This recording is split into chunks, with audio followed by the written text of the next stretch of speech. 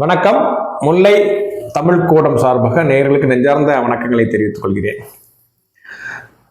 இந்த தாவேக என்ற கட்சி தொடங்கியதிலிருந்து ஜென்செட் என்கிற அந்த சொல்லப்போனால் 15 18 வயது 20 வயதுக்குள்ள, அதாவது இப்போதான் வாழ்க்கையை துவக்கப் போகிற இளைஞர்கள் மத்தியில் ஒரு சில அதிர்வலைகள் என்னமோ இருந்தது உண்மைதான்.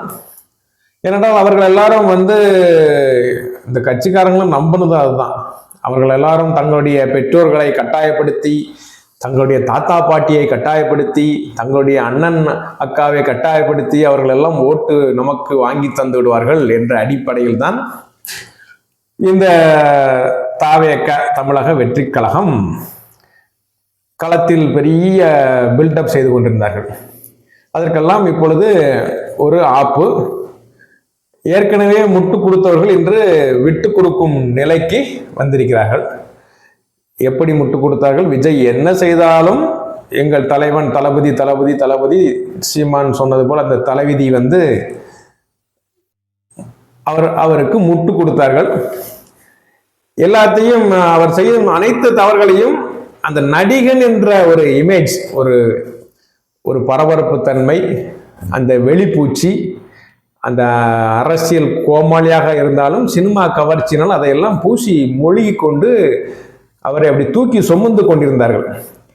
இன்று அந்த தூக்கி சுமந்து கொண்டிருந்தவர்களே அவரை தூக்கி கீழே எரியும் நிலைக்கு தள்ளப்பட்டிருக்கிறார். அதுவும் சொந்த காசில் சூனியம் வைத்தார்கள் என்பது போல அவரே வெளியிட்ட வீடியோவால் இந்த பிரச்சனை நடந்திருக்கிறது. நாம் ஏற்கனவே பல்வேறு வீடியோக்களில் காணொலியில் சொன்னது போல விஜய் அவர்களின் அரசியல் வாழ்க்கையை மட்டுமே, விஜய் அவர்களின் அரசியல் பிரவேசத்தை மட்டுமே நாம் விமர்சித்து வந்தோம். விஜயின் அரசியல் எந்த அளவுக்கு இருக்கிறது, விஜய் அரசியல் எங்கு போய் நிற்கும், விஜய் அரசியல் யாருக்கு லாபம் என்றெல்லாம் பல்வேறு கருத்துக்களை முன்வைத்தோம். விஜய் அரசியலில் ஈடுபடுவதற்கு இது உகந்த தருணமா, இல்லை இன்னும் காலம் அவர் எடுத்துக்கொள்ள வேண்டுமா என்றெல்லாம் பல்வேறு கருத்துக்களை நாம் கூறியிருந்தோம். ஏனென்றால் விஜயின் அரை வேக்காடுத்தனமான அரசியல் கருத்துக்கள் மக்களை சென்றடையவில்லை. அவருடைய வசனங்கள் தான் சினிமாவில் பேசும் பல்வேறு வசனங்களை பொறுக்கி எடுத்து எழுதி கொடுத்து வாசித்து கொண்டிருந்தது தான் மக்களை சென்றடைந்தது. அவர்களும் ஏதோ ஒரு பெரிய ஒரு கடவுளின் பிள்ளை பேசுவது போல இங்கு ஆர்ப்பரித்தார்கள். கரூரில் ஒரு கூட்ட நெரிசல் சம்பவம் நடந்தது. கூட்ட நெரிசலில் சம்பவம் முடிந்த அடுத்த கணமே தலையை தப்பியது தம்புரான் புண்ணியண்டா அப்படின்ட்டு ஊரை பார்த்து வீட்டை பார்த்து ஓடணும் தான், கடைசி வரைக்கும் வெளியே வரல. ஆனால் இந்த நிகழ்ச்சிக்கு நின்று மக்களோடு மக்களாக கலந்தவர்களை எல்லாத்தையும் தூட்டினார்கள். அவர்கள் எல்லாம் ஏதோ குற்றவாளிகள் போல் அவர்கள் தான் திட்டமிட்டு இந்த செயலை செய்தார்கள் என்பது போலவும் பல்வேறு கருத்துக்களை எங்க நம்ம காணொலியில, வாட்ஸ்அப் தளங்கள், அதாவது யூடியூப் தளங்கள் எல்லாத்துலேயும், ஏன்னா அவங்ககிட்ட நிறைய செலிபிரிட்டிஸ் இருந்தாங்களா, அவ்வளவு வெறும் கண்ணாப்பின்னான் கருத்துக்களை உதிர்த்தார்கள், பதிவிட்டார்கள். இது மக்களை சென்றடைந்ததோ இல்லையோ, ஆனால் ஒரு சில குறிப்பிட்ட வயதுக்கு உட்பட்ட அந்த இளைஞர்களை சென்றடைந்தது. ஏனென்றால் அவர்கள் அதிகமாக விரும்பி பார்க்கக்கூடிய யூடியூப் சேனல், இன்ஸ்டாகிராம் பக்கங்களில் எல்லாம் இது போன்ற பொய்களையும் பித்தலாட்டங்களையும் அவிழ்த்து விட்டார்கள். இது எல்லாம் நடந்து முடிந்தது. சரி, இப்பொழுது கடந்த ஒரு சில வாரங்களுக்கு முன்பாக, 2 வாரத்துக்கு முன்பாக அவருடைய மனைவி செங்கல்பட்டு நீதிமன்றத்தில் ஒரு விவாகரத்து வழக்கை தாக்கல் செய்தார். இந்த வழக்கு சரி, இது ஒரு குடும்ப நீதிமன்றத்தில் தாக்கல் செய்யப்பட்ட வழக்கு. இது பல்வேறு குடும்பங்களை சார்ந்தவர்கள் வருவார்கள், தாக்கல் செய்வார்கள். ஏனென்றால் குடும்ப விவகாரம், இதை பொது வழியில் பேச வேண்டிய எந்த அவசியமும் இல்லை. ஆனால் பொதுவெளியில் இன்று அதை பேச வைத்திருக்கிறார் திரு விஜய் அவர்கள், அவருடைய வாயாலே கக்கிய சில விஷத்தை காரணமாக. ஏனென்றால் அந்த விஜய் அவர்கள் பெரிய ஆபத் பாந்தவனாக, அநாதரச்சனாக தன்னை காட்டிக்கொண்ட விஜய் அவர்கள், கண்ணியமிக்கவராக காட்டிக்கொண்டவர், கடமை தவறாத பெரிய வீரனாக காட்டிக்கொண்டவர், கடைசியில் அவருடைய சொந்த வாழ்க்கையில் தன்னுடைய மனைவியை மிகவும் கொடுமைப்படுத்தி இருக்க செயல் அப்பட்டத்திற்கு வந்தது, வெளிச்சத்திற்கு வந்தது. இதை நாம் பெரிய அளவில் விவாதிக்க வேண்டாம். ஏனென்றால் அது நீதிமன்றத்தில் வழக்கு உள்ளது, குடும்ப நீதிமன்றம் என்ன சொல்லுமோ. ஆனால் ஒரு முக்கிய விஷயத்தை நாம் எடுத்துக்கொள்ள வேண்டும். ஏன்னால் அது நீதிமன்றத்துக்கு உட்பட்ட விஷயமாக இருந்தாலும் ஒரு பெண்மணி வழக்கு தொடர்ந்திருக்கிறார்.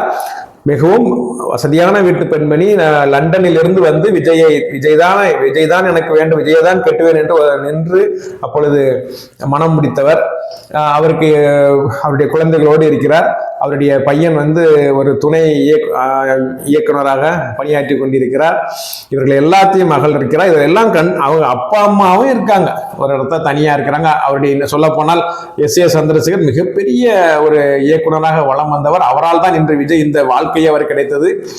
ஆனால் அவருடைய அப்பா அம்மா இருவருமே இன்று நடுத்தரில் நிற்பது போல் நிற்கிறார்கள். அவருடைய 80வது வயது சஷ்டி பூர்த்தி கூட இப்பொழுது கடந்த வாரம் தான் வந்தது. அவர் தனியாகத்தான் போய் அந்த கோயிலில் வந்து அதை நிகழ்ச்சியை நடத்தி கொண்டிருந்தார். மகன் என்ற முறையில் இவர் எந்த கடமையும் செய்யவில்லை, போகவும் இல்லை. சரி, அது ஒரு பக்கம் இருக்கட்டும். அது அவருடைய குடும்ப விஷயம், அவர் சார்ந்த விஷயம், எப்படியாக போகட்டும். சரி, இவரை பெரிய அநாத இந்த தமிழகத்தையே நாம் காக்க வந்த கடவுள், அவர் தீய சக்தி, நாங்கள் தூய சக்தி என்றெல்லாம் வசனம் பேசி, எழுதி கொடுத்த வசனத்தை பேசி இன்று பெரிய அளவில் தமிழகத்தில் உலா வருகிறாரே. இவர் இந்த மகளிர் தினத்தன்று சில கருத்துக்களை, அதுதான் இப்பொழுது பேசும் பொருள். சில மகளிர் தினத்தன்று அவர் கூறிய கருத்துக்கள் தான் பேசும் பொருளாக இருக்கிறது. மகளிர் தினத்தன்று ஒரு மகளிரை வைத்து ஒரு கூட்டம் நடக்கிறது, ஒரு அரங்கில் கூட்டம் நடக்கிறது. அந்த கூட்டத்திற்கு வந்துவிட்டு ஏற்கனவே இந்த நிகழ்ச்சி, இந்த நிகழ்வு, இந்த சங்கீதாவுடைய திருமண முறிவு, சங்கீதா விஜய் திருமண முறிவு பற்றிய செய்திகள் வெளிச்சத்துக்கு வரும் பொழுதெல்லாம் அந்த கட்சியை சார்ந்த பல்வேறு இளம் சிறுசுகள் தன்னை அறியாமல், நாகரிகம் அறியாமல், சுயநினைவு இல்லாமல் ஏதோ கவர்ச்சி முகத்தில் விஜயிடம் சிக்கிய காரணத்தினால் எங்கள் தலைவர் 7 பொண்டாட்டி கட்டுவார் என்றெல்லாம் ஒருவர் அந்த வீடியோவில் பயந்திருந்தார். ஒரு பெண்மணி கூட அக்காவா இருப்போம், தங்கச்சியா இருப்போம், ஏன் நாங்க அவருக்கு பொண்டாட்டியா கூட இருப்போம் அப்படின்லாம் பயந்திருந்தார். நாகரிகமற்ற கருத்துக்கள் நிறைய வளம் வந்தன. இதையெல்லாம் அவருடைய கருத்துக்கும் கண்ணுக்கும் சென்றதோ என்று தெரியாது. என்றால் ஒரு அறைக்குள் அடைந்து கிடப்போர் இதெல்லாம் படிக்கவா போகிறார். புஷி ஆனந்த் என்ற மாமனின் துணையோடு பல்வேறு தகுதி திருத்தங்களை பண்ணிக்கொண்டு என்று பனையூரில் பதுங்கி இருக்கும் இந்த வாய்ப்பேச்சு சூரப்புலி இதையெல்லாம் பார்த்திருக்குமா என்று தெரியவில்லை. அப்படிப்பட்ட சூழலில் அந்த மகளிர் தினத்தன்று அந்த நிகழ்ச்சியை பற்றி அவர் அந்த கருத்தை சொல்லும் பொழுது அதனுடைய மனைவியை பெயர் குறிப்பிடாமல் இப்படி ஒரு பிரச்சனை இருக்கிறது, அதையெல்லாம் நான் பார்த்துக் கொள்வேன் என்று பொதுவாக சொன்னார். அது பெரிய ஒர்த்து அல்ல அப்படின்னு சொன்னார். அதுதான் பெரிய விஷயமாக உருவெடுத்திருக்கிறது. விஜய் ரசிகர்கள் இதுவரை அவரோடு இருந்தவர் பல்வேறு விஜய் ரசிகர்கள் இன்று அவரை விட்டு விலகும் சூழ்நிலைக்கு வந்திருக்கிறார்கள். பல்வேறு நீங்கள் வலைதளங்களை புரட்டி பாருங்கள், யூடியூப் சேனல், இன்ஸ்டாகிராம் பேஜ்களை திறந்து பாருங்கள். பல்வேறு விஜய், இதுக்கு முன்பு வரை விஜயை தூக்கி முட்டு கொடுத்து நின்றவர்கள் அனைவரும் இன்று என்ன தலைவா இப்படி பண்ணிட்ட, உனக்கு கொஞ்சம் கூட நாகரிகம் இல்லையா, எங்க அப்பா அம்மா ஓட்டெல்லாம் உனக்கு வாங்கி தரலான் இருந்தேன், இப்ப எங்க போய் நான் எந்த மூஞ்சோட நான் தலைவா நான் ஓட்டு கேட்பேன் என்ற அளவில் இன்று அவர்கள் வருத்தப்பட்டு பேசிக் கொண்டிருக்கிறார்கள்.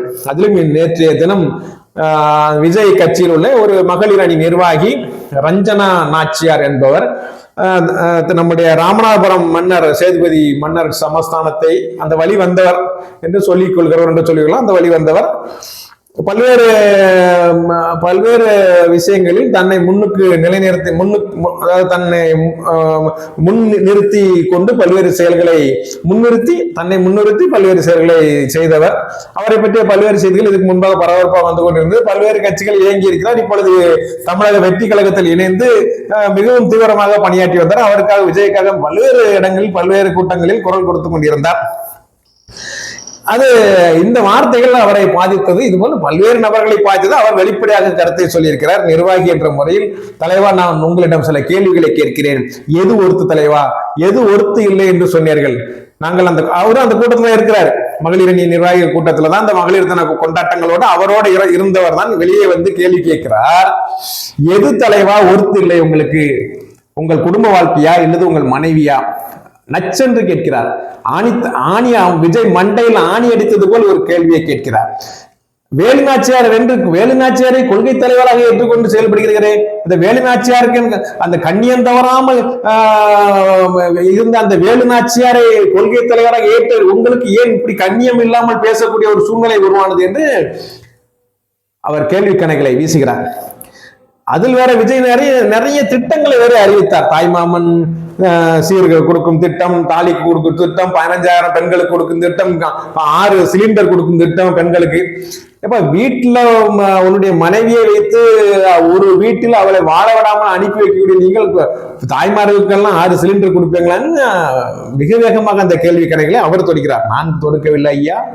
அந்த ரஞ்சனா நாச்சியார் என்கிற தாவேகா நிர்வாகி விஜயை பார்த்து கேள்வி கேட்கிறார். 6 சிலிண்டர் கொடுப்பேன்னு சொல்லி உன் முகரக்கட்டைக்கு தாய்மார்கள் கொடுக்கன்னு சொல்ற நீ உன் பொண்டாட்டிக்கு 1 சிலிண்டர் கொடுத்து ஒரு வீட்டுல ஒரு ரூம் கொடுத்து உன்னால வாழ வைக்க முடியல, வீட்டை விட்டு விரட்ட பாக்குறிய அப்படின்ட்டு மிக அருமையான கேள்விகளை கேட்கிறார். தாய்மாமன் சீர் என்று சொல்கிறாய், சரிதான், நல்ல விஷயம்தான். ஆனால் உன் தகப்பனாக உன் குழந்தைகளுக்கு நீ என்ன செய்தாய் அதை சொல்லி வெளியே அப்படின்ட்டு சீரிய கருத்து கோபம் பொருந்திய கேள்விகளால் அவரை துளைத்தடிக்கிறார். இது இருக்கட்டும், இது ஒரு பக்கம் இருந்தாலும் இந்த ரஞ்சனா நாச்சியார் அவர்கள் பல்வேறு கருத்துக்களை விஜயின் மீது ஒரு தாவேக நிர்வாகியாக அவர் தொடுத்து கொண்டிருந்தார். இதையும் தாண்டி இன்று பல்வேறு தாவேக்காவை சேர்ந்த பல்வேறு யூடியூப் பிரபலங்கள் அவரை விட்டு வெளியே வந்திருக்கிறார்கள். இன்றைய பதிவுகளை நீங்க புரட்டி பாருங்கள். இந்த பதிவுகளை அனைத்தையும் தலைவா, உங்கள் கட்சிக்கு ஒரு நமஸ்காரம், உங்களுக்கு ஒரு குட் பை, உங்களோடு இருந்தது போதும். இப்படி அவமானகரமான செயலை பொதுவெளியில், அதாவது என்ன நிகழ்ச்சின்னா,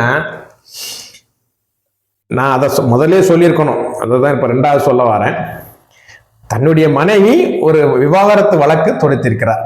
சில விஷயங்களை குறிப்பிட்டு பெயரை சொல்லாமல் ஒரு நடிகையோடு உறவுகள் அப்படின்ட்டு. இந்த சமயத்துல கூட திருமிகு பண்ணையார் சித்தப்பா நயினார் நாயகன் அவர்கள் ஒரு கருத்தை சொன்னார். முதலில் திரிசாவை விட்டு வெளியே வாருங்கள் என்று.